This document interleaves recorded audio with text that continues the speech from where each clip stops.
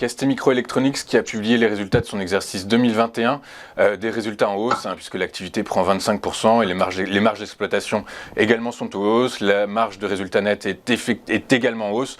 Du coup, c'est une très bonne publication, Antoine. Oui, alors effectivement, on l'attendait, étant donné que les sociétés de semi-conducteurs se portent très bien, ST Microelectronics, eh bien, n'échappe pas à la règle, puisque le groupe a publié de très bons résultats ce matin.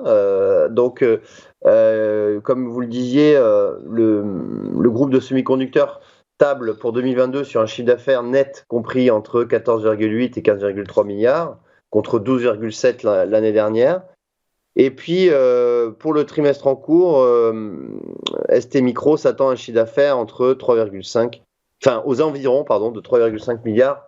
Alors en léger repli. Mais donc quand même, ça reste de bons chiffres. D'ailleurs, le titre est en hausse ce matin, alors que le CAC 40 perd 2%. Et donc on est toujours effectivement aussi dans une tendance qui est haussière à moyen long terme sur STM. Ok, très clair. Du coup, quels seraient les niveaux de résistance et de support que vous avez identifiés sur ST Microelectronics, Antoine? Alors, le premier niveau de support, c'était 40 euros, 40,50 €, pardon. C'est correspondait au point bas du mois de décembre. On l'a cassé lors des 3 dernières séances et aujourd'hui, on réintègre ce niveau de support. Donc, ça, c'est un niveau très important à surveiller. Ensuite, le niveau de résistance, on va considérer que c'est les plus hauts historiques à 45,80 €.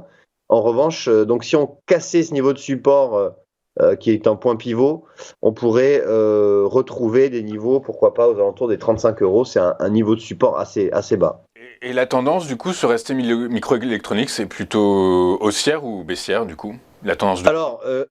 Alors justement, la tendance de fond, lorsqu'on regarde l'historique, vous voyez bien qu'elle est haussière. On est, pour l'instant, la tendance haussière n'est pas invalidée. Même si, effectivement, depuis le mois de novembre, on est dans une phase de plat, voire de légère correction. On a une formation en double top ici qui potentiellement pourrait annoncer un retournement à la baisse. Mais pour l'instant, on est vraiment à moyen long terme dans une tendance haussière. À court terme, on est sur une consolidation. Mais pour l'instant, la tendance haussière de fond n'est pas invalidée.